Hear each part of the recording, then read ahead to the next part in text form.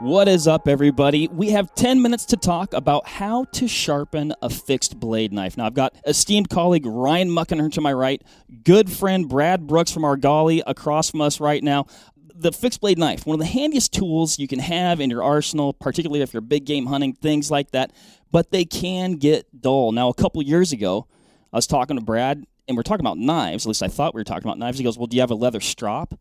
And I said, well, I don't really know what you're getting at, but it sounds really exotic, and I don't know if I'm interested.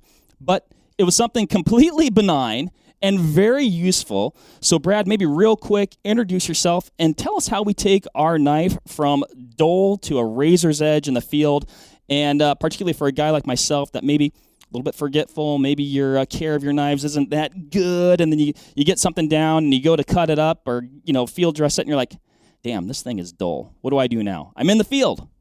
It's a real pickle. So it's not a situation you want to find yourself in. So Brad own a company called Argali, and I'd say, first of all, best solution is like sharpen your knife before you go into the field. But if you're just like, got kids or you're just forgetful like me, sometimes you just throw in your gear and you're like, oh, it's probably fine. So I think the first thing you want to do is just like assess like how dull your knife is. So you can do a lot with the naked eye and tell what's going on. So I would just kind of flip your knife upside down and kind of try and look down the sharpening edge of your knife. And, if you can see kind of light refracting off in different weird angles down the edge, you almost might be able to tell if like your sharpening edge is kind of like turned one way or the other as you go down the edge. If that's the case, you can kind of see a lot of like small little burrs. What I would do, that's a good time to try out stropping. And if you strop a knife, I'm going to show you how to do it here in a second, and it doesn't sharpen your knife, what that tells you is you need to get a little bit more aggressive with your sharpening. But it's a good place to start. A general rule of thumb with sharpening your knife is less is more. So you shouldn't assume that you need to just start like, shaving off metal off your knife, especially if you have a really nice fancy knife, because once that metal's gone, you can't glue it back on, right? So what I do, this is our Kodiak belt, by the way. So this is our field belt knife sharpener we make. We have a chunk of vegetable tan leather sewed onto the belt here. The reason vegetable tan leather is important, and I'm not going to go into like tanning processes, but vegetable tan leather, it's stiffer, and that stiffness helps with the stropping process. Now, guys that are really into stropping, you can put compounds in your leather. So there's different kind of compounds you can buy that essentially provide some grit and allow that leather to kind of catch that metal. Now, when you're stropping, as you're pulling it, you're going to pull your knife kind of back across the leather, and you're going to try and cover the sharpening surface with each stroke. And you want to get it you want to hold the knife at approximately your bevel angle. So with our knives, let's say we use a 20-degree bevel on our sharpening edge. So you kind of want to hold your knife at about 20 degrees, and you just want to pull it back across with mild pressure. And you don't have to do it fast, and you don't have to apply like really severe pressure, but some pressure is helpful. So quick question for you on this. When you said that 20-degree angle, assuming if the user knows they have a knife with a 20-degree bevel on it, fantastic. And if they're accustomed to that, do you have any tips for like achieving that angle in the field? Like some sort of visual or mechanical indicator that you can use to try to hit about 20 degrees? I've heard like stacking like 2 nickels or a penny. If this is flat, 20 degrees is about like that. Okay. That's helpful. Yeah. It's really hard. It takes just a little bit of practice. You don't have to be precise. I mean, the thing with stropping is it's an imprecise way to try and sharpen or get your edge back. The handy thing with our belt, so if you put the knife on the belt, you run it like you can make a handle out of it, and you can actually set it on there, and that's about 20 degrees too. It's kind of hard to see. That is but very that's about clever. 20 degrees.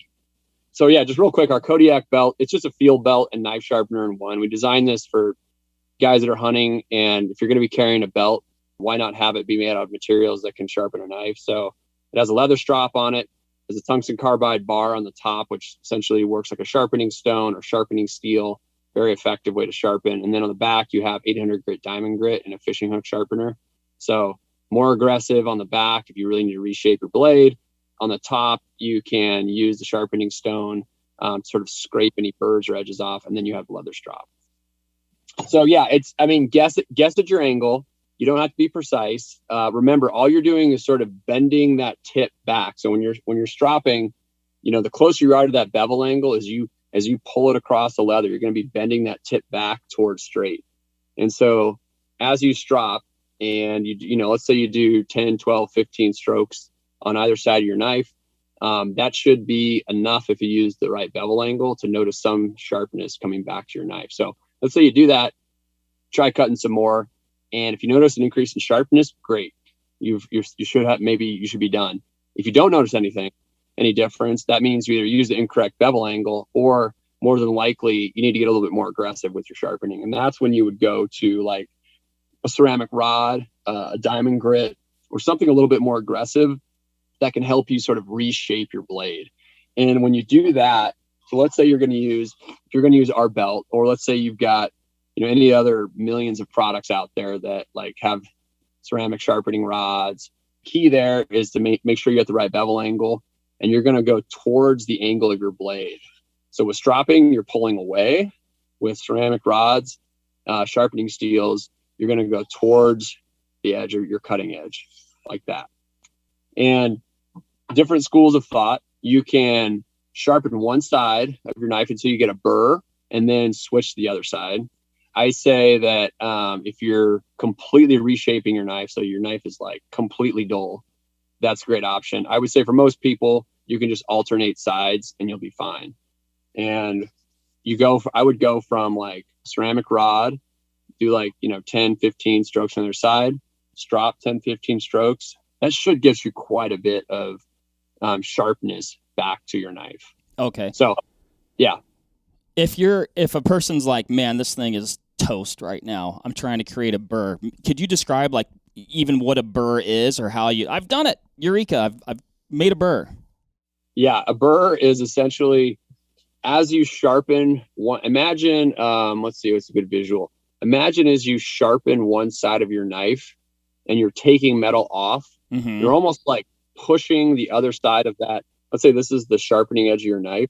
As you sharpen this side, you almost roll over some amount of material to the other side. And so you almost end up getting this like, imagine a small wave of metal that comes across the other side. Okay. So that tells you that this side is sharpened at a really nice flat angle, whatever that is, 20 degrees, 18, 19 degrees. And then the other side, you would go to the other side. And once you get that consistent burr all the way down the length of the blade, then you would switch over to the other side of your knife and do the same number of, sharpening strokes on that side. And theoretically, then you would remove all the metal that has created that burr, and then you would get a nice even edge. That makes sense. Absolutely. A nice even shape. Yeah. And then of course you'd have to go down. Usually when you're creating a burr, you're using a fairly aggressive, like heavy coarse grit product to create that burr. And then you'd have to go down to like a medium grit, a fine grit, and a super fine grit to make it sharp. Gotcha. So it's almost like, in some ways, like the reverse process of what we did before, where you kind of started off like slow and then like, I need to kind of step it up. Like that's like maybe like a more obvious case where like, no, like I know exactly where I need to start. We're going to stop at the top or start at kind of like the most aggressive and then work our way down and slowly kind of get that super razor sharp fine edge. 100%. You should really never have to in the field try and recreate a burr on your knife. Like if you're doing that, like you're in really bad shape. Like you have a horrible knife. It'd be like trying to, if you're cutting something with like a butter knife, you're like, why isn't this thing sharp? You might just consider leaving the field and going and getting under a knife and going back in. Like it's not an ideal situation. And typically any of the modern day sharpening implements, you should be able to get your knife to a functional standpoint when you're out hunting, which is really what you're looking for. Now, if a person, like it can be, even though you showed us and on the belt there, which is really like a very ingenious product, Brad. So kudos to you. Why, thank you, Mark. Because it really is cool. But if a person maybe isn't exactly sure, like we're talking about like that approximate 20-degree bevel, as long as they're consistent, like let's say for some reason they're like, they're sharpening by hand and they're at 30 degrees. If they're just kind of maintaining, I guess, consistency on both sides, is that okay? Yeah, it's okay. It's good to practice at home a little bit, because imagine if the shape of your bevel angle blade is like this, and you're sharpening at an angle like this, you could probably get some sharpness back, but it won't last very long. So the closer you are to the shape of your blade, the bevel angle, the better you're going to be and the more sharpness you're going to get back. Mm-hmm. Now, yes, you can get some degree of sharpness back, but it won't be as long lasting or as durable. So, I mean, literally a tiny amount of practice at home will go a long ways. And I think most guys are like, I'm not going to practice so my knife is dull. Practice on your old crummy knives. Like, don't practice on your hunting knife, but just like, at home, I'm sure everybody has just an old knife, old pocket knife that's dull, or a kitchen knife that's dull. Like, practice on those knives. That's a great way to practice. Mm-hmm. I have a drawer of those knives. Yeah. Same here. Well, you need to get yourself a Kodiak belt. I guess so. I'm floored. That thing's beautiful. What about, should a person be worried if they're sharpening and they get scratches on, I'll say, the side of their knife? Is that normal? Just kind of the flat side of the knife, sure. or are they doing something wrong there? I don't think it doesn't really matter. I mean, it might affect any friction on your knife blade is going to cause it to feel as though it isn't as sharp. Does that make sense? Mm-hmm. Any imperfection in that knife blade can result in it not feeling as sharp. But on the side of your knife, it's the difference is hardly going to be perceptible. The friction on the cutting edge is what you'll notice more than anything. So if you get some scratches just above your cutting surface, but on the sort of the side of your bevel, mm-hmm. Those can affect the way it feels in terms of how sharp it feels when you're using it, but small difference. Mm-hmm.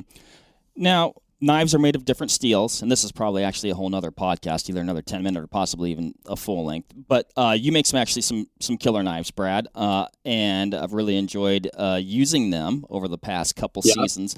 But you've got, I guess, simplifying it, you've got harder steels and softer steels. What should maybe a person be looking for in a fixed blade, or maybe it just depends on personal preference? And then maybe with your knives, talk about the steel that you're using in them, maybe a little why behind that. And then I'm going to 3-part this question, though, just so a person goes, man, I did 15 strokes and maybe it didn't do anything, but maybe they've got a really hard steel knife or something. Yeah. So think of, all steels are on a spectrum from soft to hard. And I don't think there's necessarily some are better than others, but there are trade-offs no matter where you're at on that spectrum. You go to a really hard steel knife like S90V, hold an edge forever, good luck field sharpening it, right? You go down on the super soft end, this is your value price knives, and they're going to be very easy to sharpen and shape. They're not going to hold an edge very long at all. I think for a hunting application, you want something that's slightly on the harder end because you want that edge retention, but you also want that sharpenability in the field. And for me in particular, I don't particularly like having to sharpen my knife halfway through an animal.